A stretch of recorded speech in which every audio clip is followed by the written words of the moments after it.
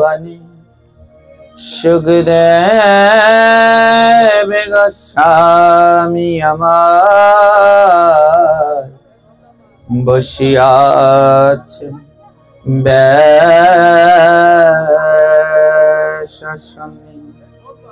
শ্রোতাসনে বসিয়াছেন কত জ্ঞানী গুণী, ৭,০০০ বসিয়াছেন ঋষি আর মুনি। এক এক করে শ্লোক সুখদেব করিছে আলোচনা, যাহা হইতে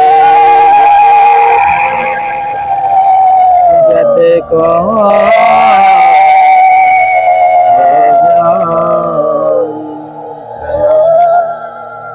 তারি মধ্যে কৃষ্ণ করিব আলোচনা,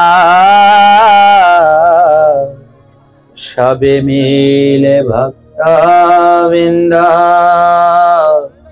শ্রবণ করুন হয়ে একমনা। ভাগবত কথামৃতম পরমামধু, যে জনা করে শ্রবণ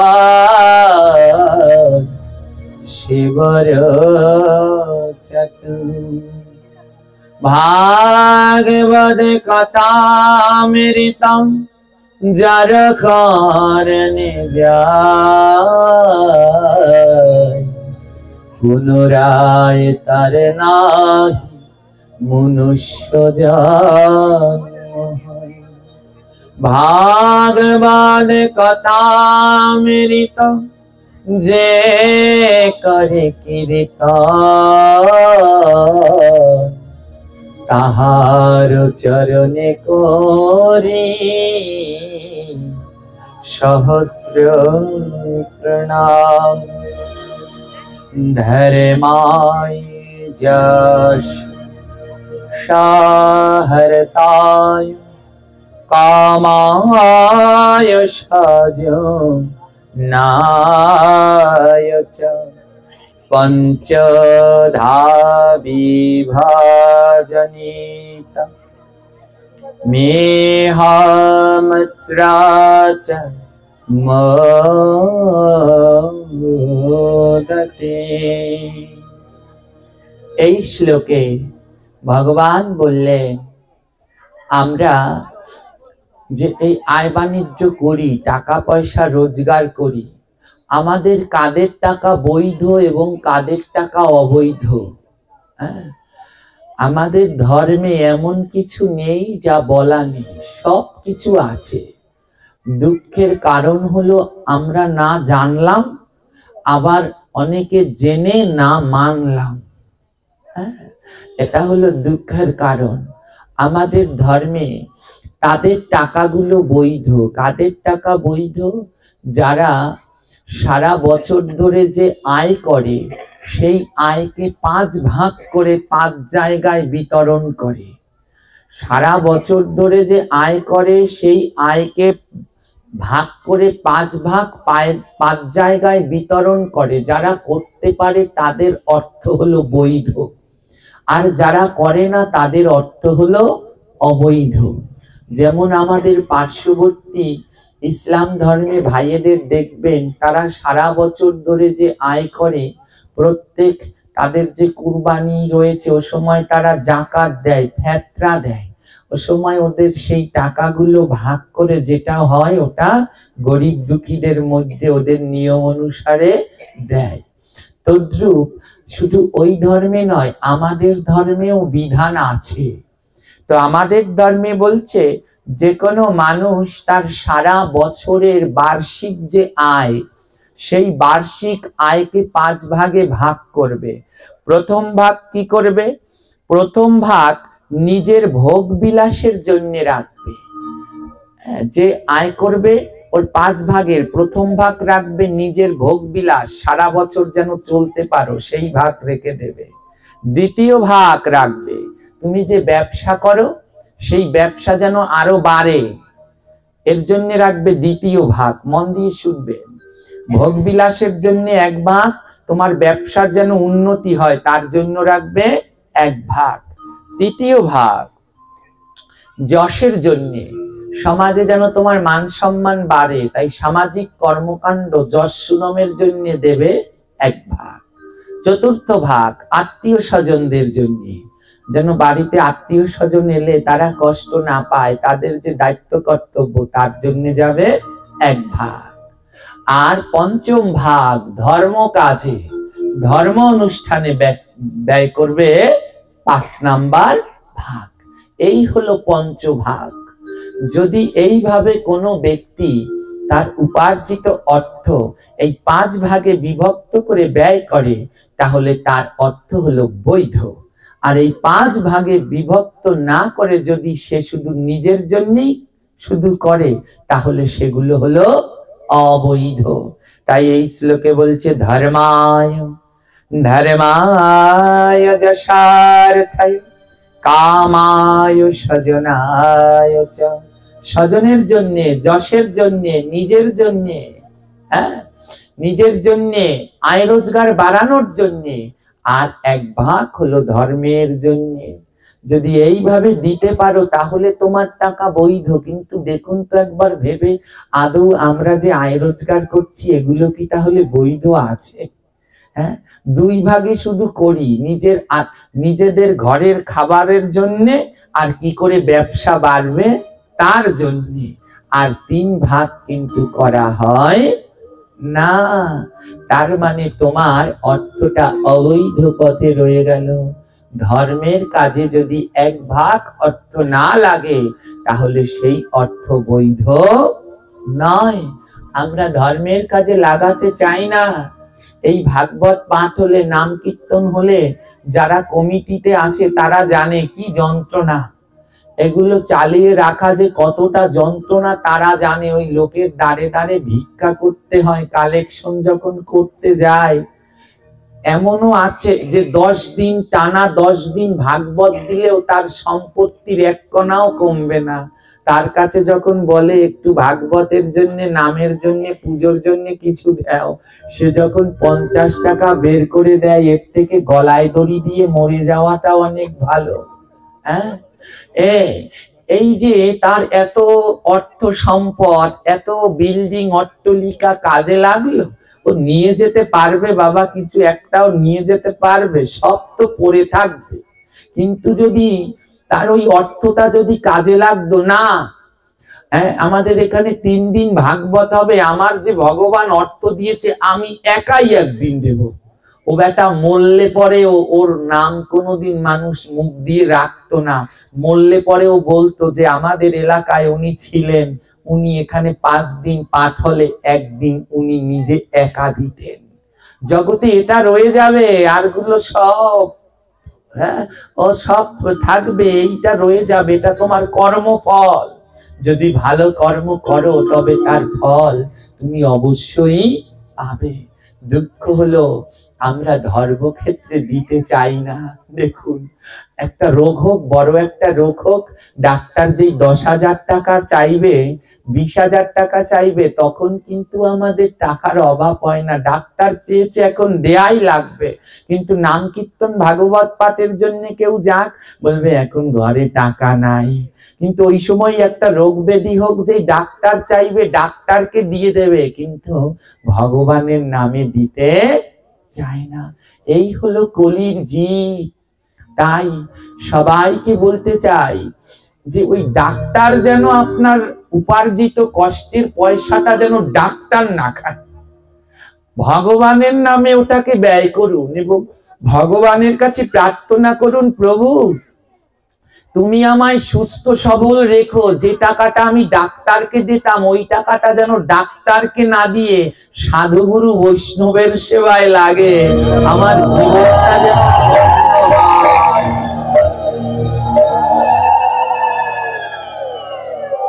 তাহলে না এই জীবন ধন্য।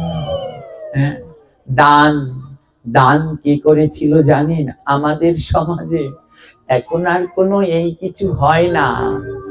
এখন আর আমাদের দান গিয়েছে শেষ হয়ে। হ্যাঁ, সত্যযুগে দান করা, সত্যযুগে মানুষ আয় রোজগার করত, আয় রোজগার করে সব নিয়ে ভগবানকে দিয়ে দিত, সব তোমার। যা আয় রোজগার করত বলতো সব প্রভু তোমার। সত্যযুগে শুধু ভগবান, ভক্ত ভক্ত ভগবানের। আর ত্রেতা যুগে এসে কি হলো? ত্রেতা যুগে এসে কি হলো? ত্রেতা যুগে ওটা উল্টে গেল। ত্রেতা যুগে যখন আয় করলো মানুষ, আয় করে তার উপার্জিত অর্থ ভাগ করে অর্ধেক ভগবানকে দিত, অর্ধেক সে নিত। দাপর যুগে এসে তা আরো উল্টে গেল। তখন তো আর টাকা ছিল না, তখন ছিল মুদ্রা, পয়সা। দাপর যুগে এসে মানুষ কি করতো? একটা গোল র‍্যাক দিত, একটা গোল র‍্যাক কাটতো, র‍্যাক কেটে টাকাগুলো ছুঁড়ে মারতো। হ্যাঁ, ওই পয়সাগুলো উপরের দিকে ছুঁড়ে মারতো। দেখুন, সত্য যুগে যা আয় হতো ভগবানকে দিত, ভগবান আর যা আমিও তা। দাপর ত্রেতা যুগে দুই ভাগ করতো, এক ভাগ ভগবানের সেবায়, এক ভাগ নিজে। দাপর যুগে এসে কি হলো? একটা গোল রেখা বৃত্ত এঁকে ওই পয়সাগুলো, উপার্জিত অর্থগুলো ছুঁড়ে মারতো। যেইগুলো ওই গোল র‍্যাগের মধ্যে পড়তো, ভক্ত বলতে এগুলো তোমার, আর যেগুলো বাইরা পড়তো সেগুলো আমার। আর কলিযুগের মানুষ কেমন জানেন? কলিযুগের মানুষ কি করে? যা উপার্জন করে উপরের দিকে ছুঁড়ে মারে, বলে ভগবান যা তোমার, যা যেন উপরে বাইজে থাকে, আর যা আমার তা যেন নিচে পড়ে। হ্যাঁ, এই হলো কলিযুগের মানুষের চালাকি। উপরের দিকে মারলে পরে ছুঁড়ে মারবে, বলবে উপরে যদি কিছু লেগে থাকে ওটা তোমার, আর নিচে যেগুলো পড়বে সব আমার। অর্থাৎ এরা ধর্মের জন্য কিছু করতে চায় না। ধর্ম এই যা করবেন সব ধরাধামে পড়ে থাকবে, শুধু ভগবানের জন্য, ভক্তের জন্য যা করে যাবেন সেটা আপনার অক্ষয় অমর হয়ে থাকবে, ও ফলের কেউ ভাগ পাবে না।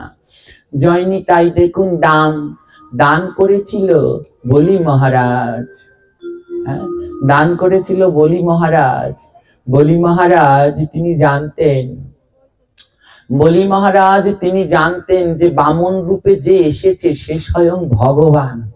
বলি মহারাজ জানতেন, প্রহ্লাদের নাতি তো জানতেন যে এ স্বয়ং ভগবান।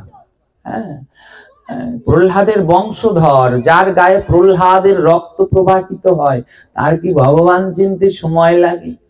বলি মহারাজ জানতেন বামন রূপে যে এসেছে সে হলো স্বয়ং ভগবান, সাক্ষাৎ ভগবান। বলি মহারাজ বলে কি চাও? বামন দেব বলছে আমার 3টি চরণ রাখার জায়গা দাও।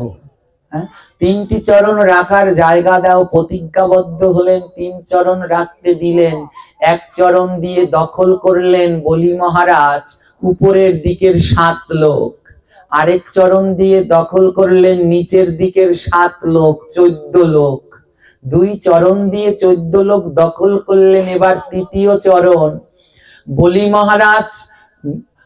মহারাজ চোখ বন্ধ করে দাঁড়িয়ে দাঁড়িয়ে বসে বসে প্রভুর সেই রূপ দর্শন করছে। আহা কি অপূর্ব তোমার দিব্য রূপ! এক চরণ দিয়ে উপরের 14 লোক, 7 লোক দখল করলে, আরেক চরণ দিয়ে নিচের 14 লোক দখল করলে, তোমার 2 চরণে 7 14 লোক বিরাজ করে গোবিন্দ। ভগবান বামনদেব বলছে বলি এবার 3য় চরণ রাখার জায়গা দাও। বলি মহারাজ নিজের মাথাটা পেতে দিলেন, প্রভু আমার মাথায় এই 3য় চরণটা রেখে দাও। ভগবান বলি মহারাজের মাথায় 3য় চরণটা যেই রেখে দিয়েছে, বলি মহারাজের সহধর্মিনী বৃন্দাবলী ছুটতে ছুটতে এসেছে। বলি মহারাজের স্ত্রী সহধর্মিনী ছুটতে ছুটতে এসে ভগবানের কাছে বলছে, হে ভগবান আমার স্বামী দান করতে একটু ভুল করেছে। বলে আমার স্বামী দান করতে একটু ভুল করেছে। ভগবান বললে কি ভুল? বলে একটা দান ঠিক করেছে, তোমার তিনটা চরণ তো, একটা চরণ রাখার জায়গা দিয়েছে তার মাথায়, আর দুটো চরণ রাখার জায়গা দিয়েছে উপরের 7 লোক নিচের 7 লোক। কিন্তু আমার স্বামী ভুল করেছে, ওই উপরের 7 লোক আর নিচের 7 লোক ও তো আমার স্বামীর না, ও তো তোমার জায়গা। ভগবান বলে বৃন্দাবলী, তাহলে আমি এই 2 চরণ কোথায় রাখবো? বৃন্দাবলী তার সন্তানকে, বলি মহারাজের ছেলেকে নিয়ে এসেছেন। বলি মহারাজের সহধর্মিনী বলছে, হে প্রভু, একটা চরণ তো আমার স্বামীর মাথায় দিলে, তোমার আরেকটা চরণ, ওই উপরের চরণটা নামাও, ওটা দাও আমার মাথায়, আর এই পৃথিবীতে যেটা রেখেছে ওটা উঠাও, ওটা দাও আমার সন্তানের মাথায়। তোমার 3 চরণ আমার সপরিবারে দিয়ে আমার পরিবার শুদ্ধ উদ্ধার করে দাও।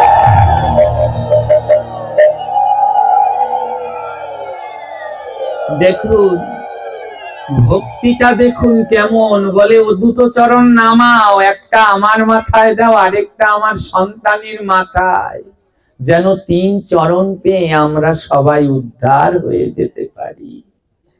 এই হলো প্রেম, এই হলো দাম। কিন্তু বর্তমানে আমাদের খুব ভয়ঙ্কর অবস্থা। ভয়ঙ্কর অবস্থা কেন জানেন?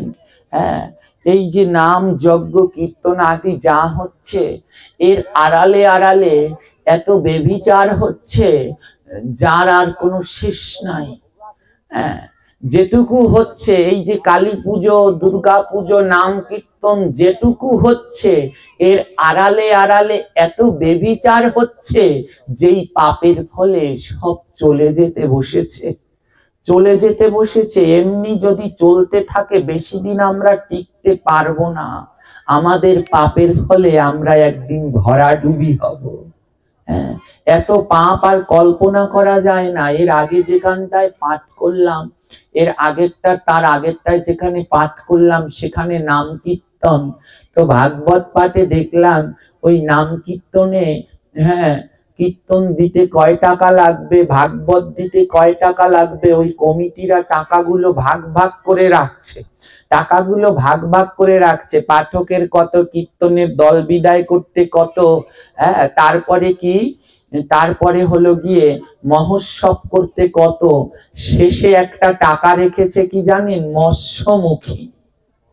হ্যাঁ, কীর্তনের পরে তারা মৎস্যমুখী করবে, তার জন্য আবার আলাদা করে টাকা রেখেছে। চিন্তা করুন কি রকম মৎস্যমুখী নাম কীর্তন।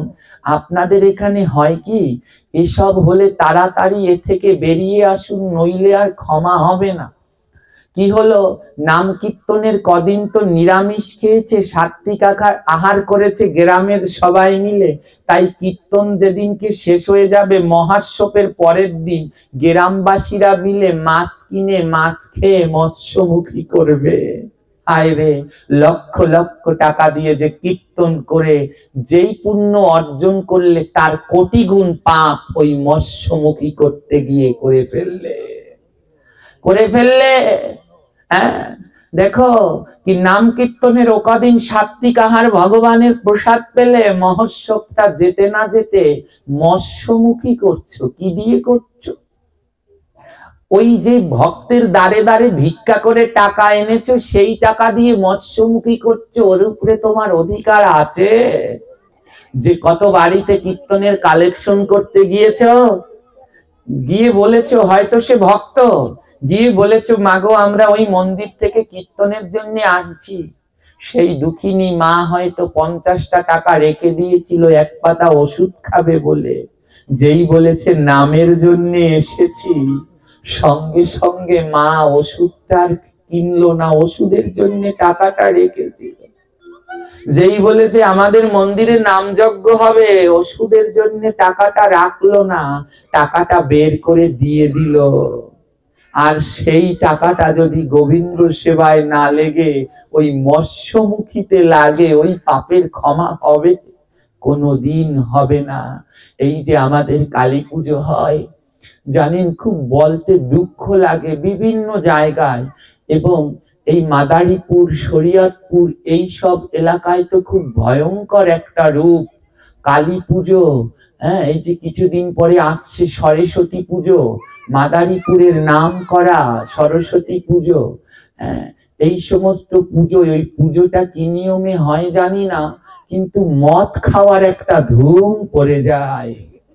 কালী পুজো মানেই সে মদের বোতল। রাত্র 12টার পরে যারা ইয়ং ভাইয়েরা আছেন, এখানে অনেক আছেন, হ্যাঁ, মদের বোতল এনে তারপরে ওই লাফালাফি ঝাপাঝাপি করছেন মা কালীর সামনে। কি মহাপাপ কল্পনা করতে পারবেন না, কল্পনা করতে পারবেন না। এই দোষ প্রথম হলো মা বাবার। মনে রাখবেন, ওই মা কালীর সামনে বসে যখন মদ খাচ্ছে না, ওই লাফালাফি করছে, তখন মা কালী রুষ্ট হয়ে অভিশাপ দিয়ে দিচ্ছে, তুই মাতালি হবি, তুই মাতালি হবি, তোর আর রেহাই নাই। একটা ছোট্ট গল্প শুনবেন।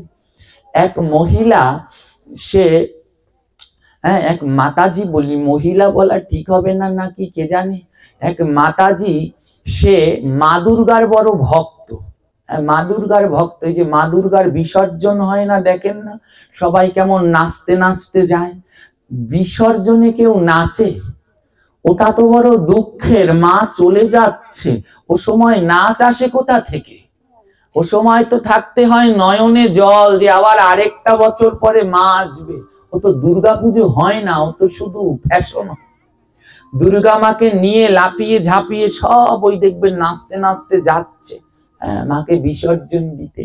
তো এক মাতাজি, সে কি করে, দুর্গার একটু ভক্ত সে, কিন্তু ওই যখন বিসর্জন হয় তার যে নাচ, ওই ডিজে গান ছেড়ে নাপিয়ে নাপিয়ে নাচতে নাচতে যায়। প্রতি বছর ওরকম নেচে নেচে মাকে জলের ভিতরে বিসর্জন দিয়ে আসে। একদিন সেই মাতাজি কি হয়েছে জানেন তো? একদিন সেই মাতাজি তার এক আত্মীয়ের বাসায় যাচ্ছেন, নদী পথে, নদী পথে আত্মীয়ের বাসায় যাচ্ছেন, আর মাঝ নদীতে নৌকাটা ডুবে গেছে।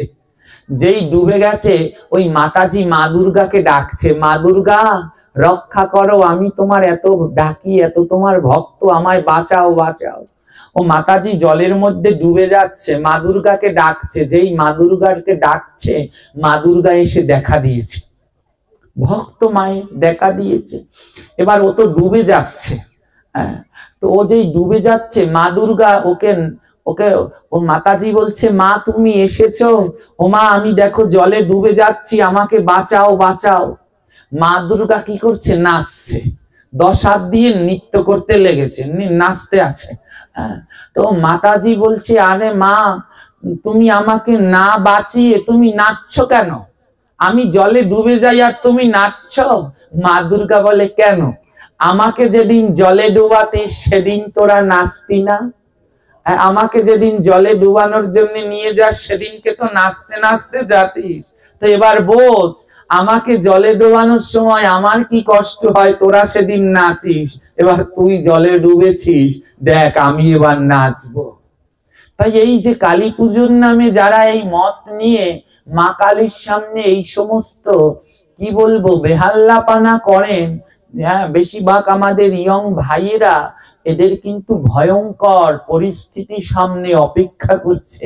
তাই সবার অগ্রে মাতা পিতাদের সচেতন হওয়া একান্ত কাম্য, এবং প্রত্যেকটা মন্দির কমিটিকে এই বিষয়ে শক্ত হাসতে এগুলো দমন করা দরকার।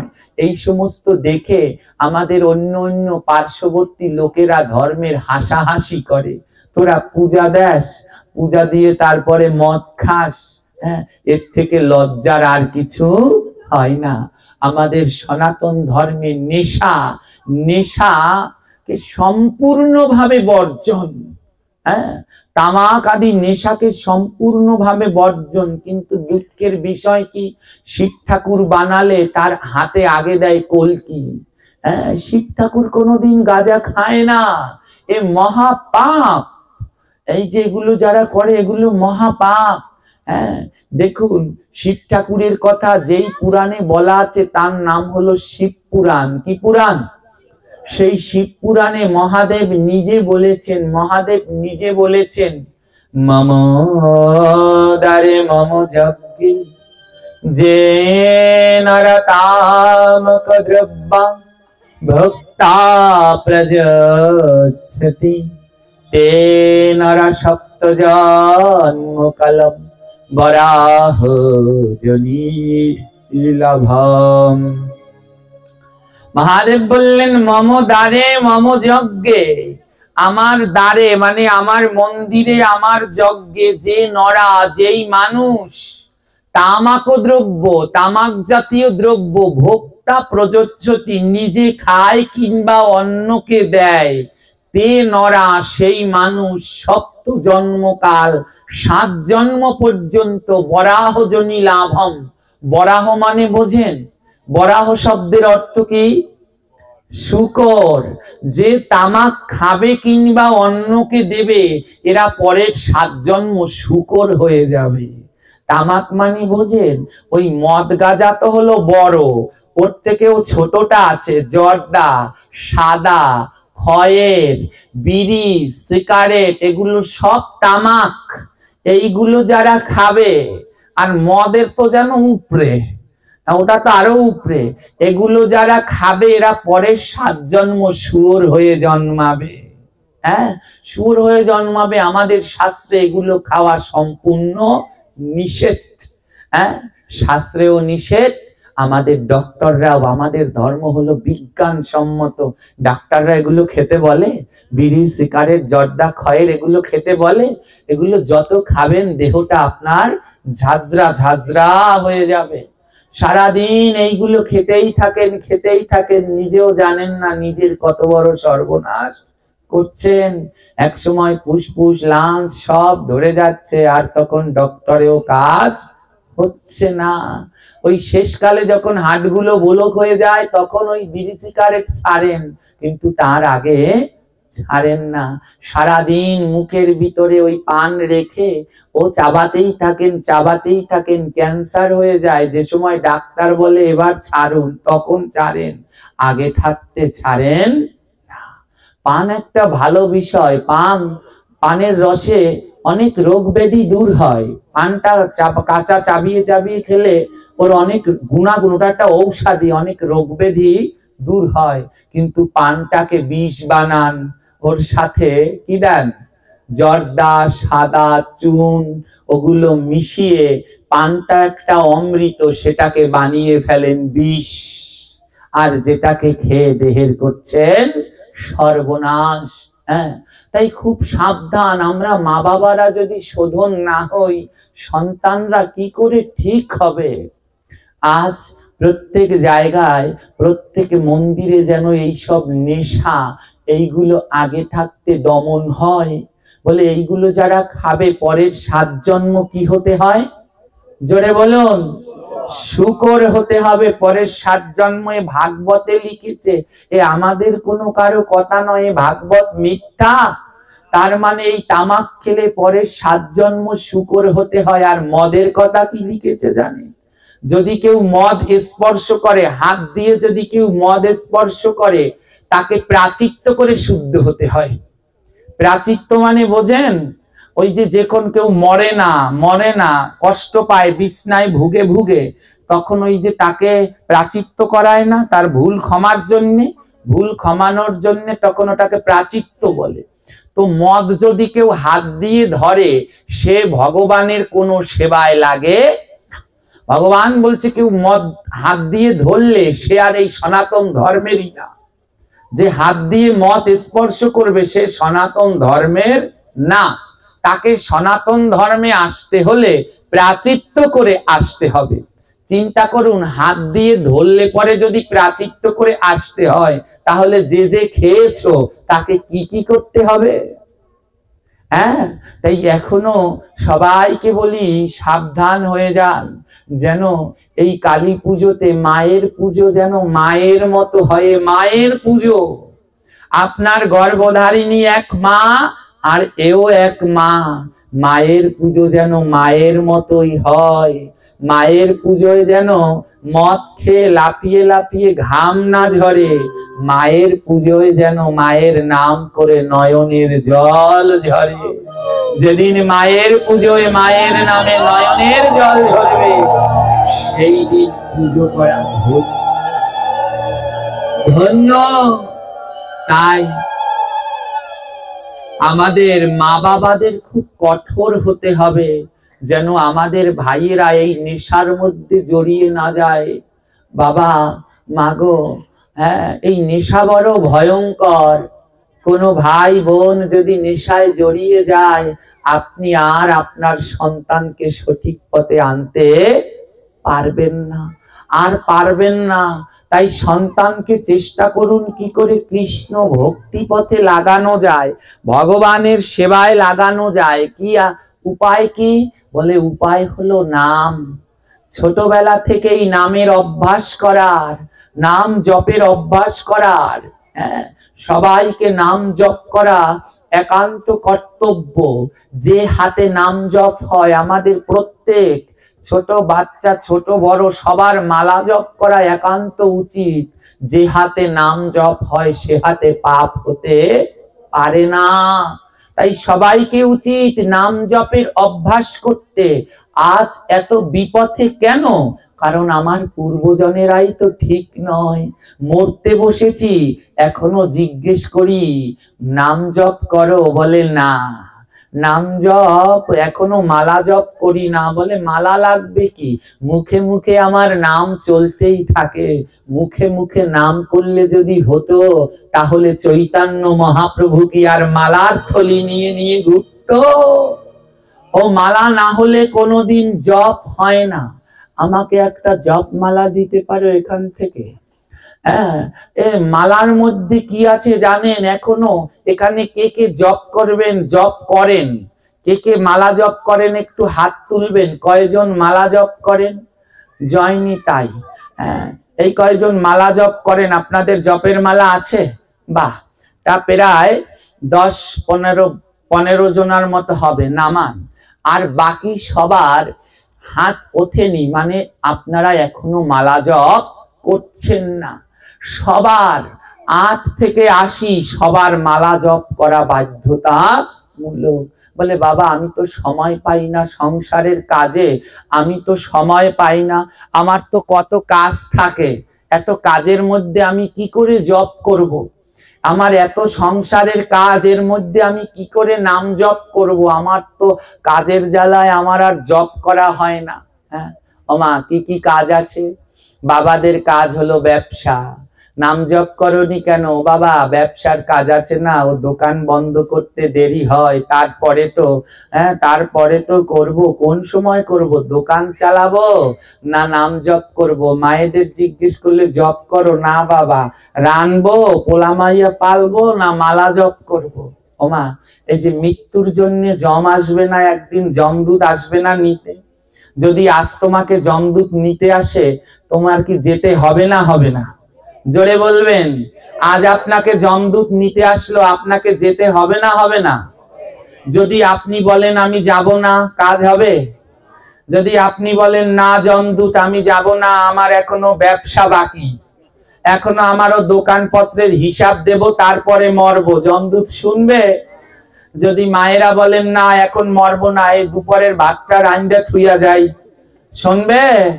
হ্যাঁ, শুনবে না। মৃত্যু আসলে অবশ্যই যেতে হবে। তাই এই পারে এই এত কষ্ট করে কাজ করেন কেন? যেন বুড়ো কালে দুটো শান্তিতে খেতে পারেন, অর্থ জমিয়ে রেখে। বুড়ো কালের জন্য এত কিছু করলেন, কিন্তু মরার পরে ওই কালে গিয়ে কি খাবেন তার জন্য কিছু করা হলো? কিচ্ছু করা হলো না। মরার পরের জন্য ওই থলিটা কি জানেন? আগের দিনে টাকা জমা রাখতো না থলির মধ্যে, জপ করে আমরা রেখে দেই কিসের মধ্যে? থলির মধ্যে। ওটা জমা, ওটা ওই কালের জন্য জমা আছে। এখন আপনি হাঁটতে চলতে যে নাম করবেন না, সেটা এই কালের। মন দিয়ে শুনবেন। অনেকে বলে বাবা আমি মালাই করি না, তাতে কি? নাম তো করলেই হয়। আমি হাঁটি চলি সারাদিন, নাম করি। কাঠের মালায় কি হবে? আমার মনের মালা চলতে থাকে।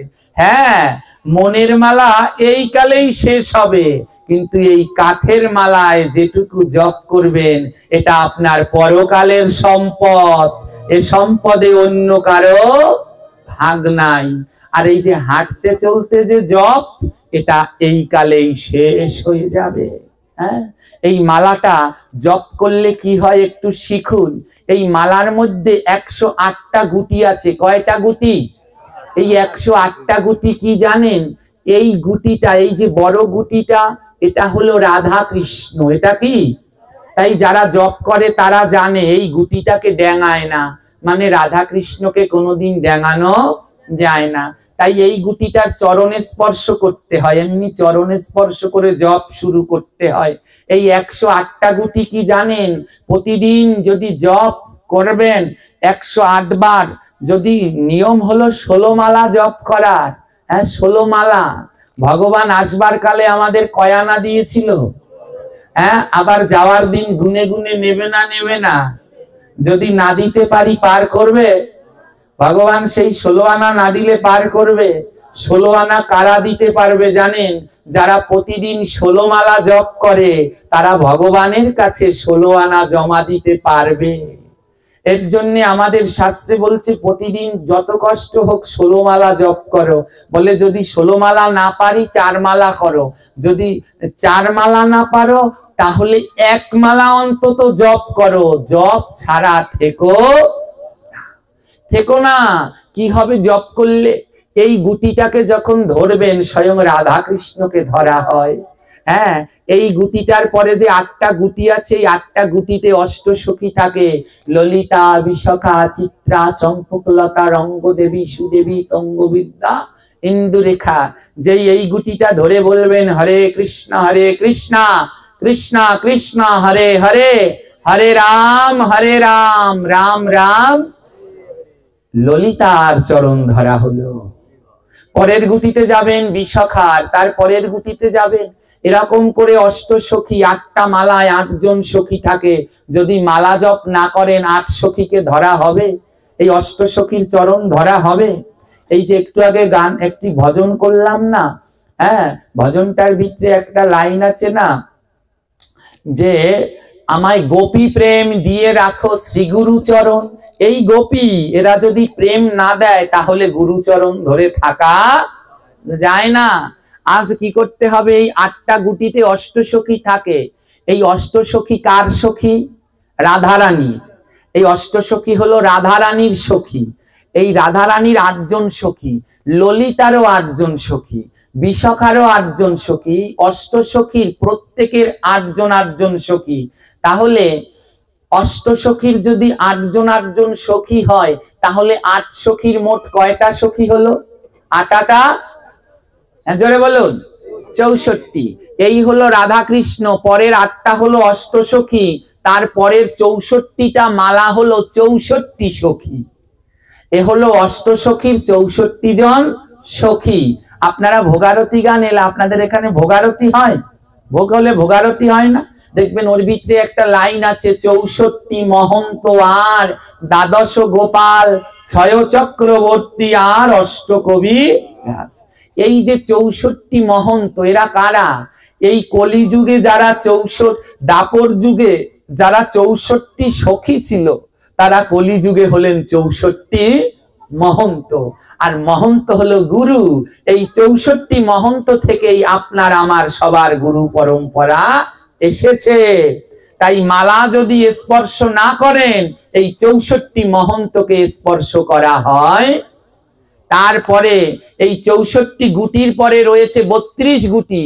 এই 32টা গুটিতে আছে ভগবান কৃষ্ণের 32 জন সখা। প্রথম 8, তারপরে 64, তারপরে 32। এই হলো মোট 104। এই হলো মোট কত? মালায় গুটি আছে কয়টা?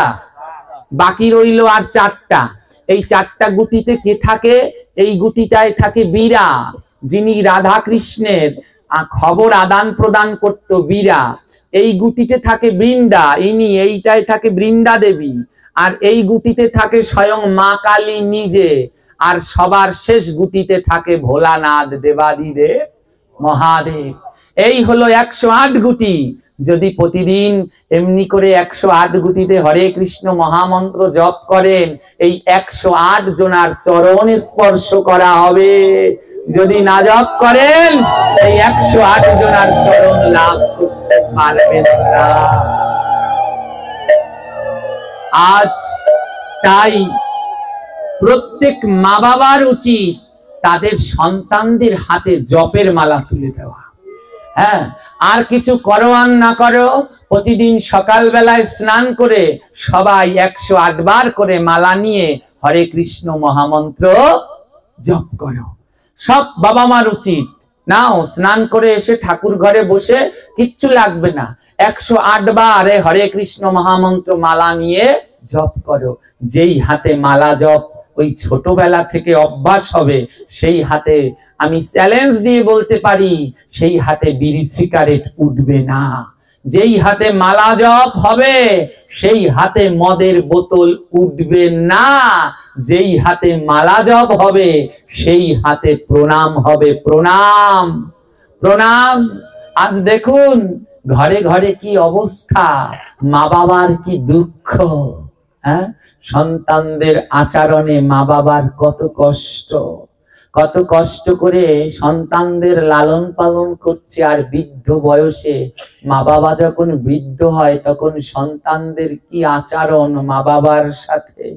প্রত্যেকে ঘরে ঘরে মা বাবার নয়নে জল ঝরছে। কেন?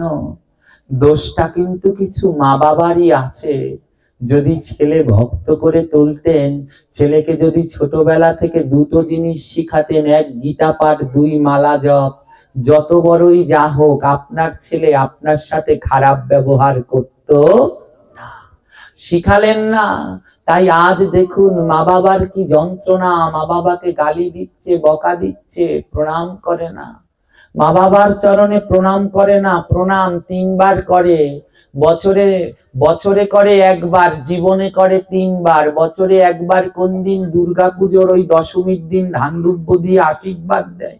ওই দিন ছেলে মেয়েরা 1 বার প্রণাম করে, তাও 1 হাত দিয়ে, মাথাটা নত।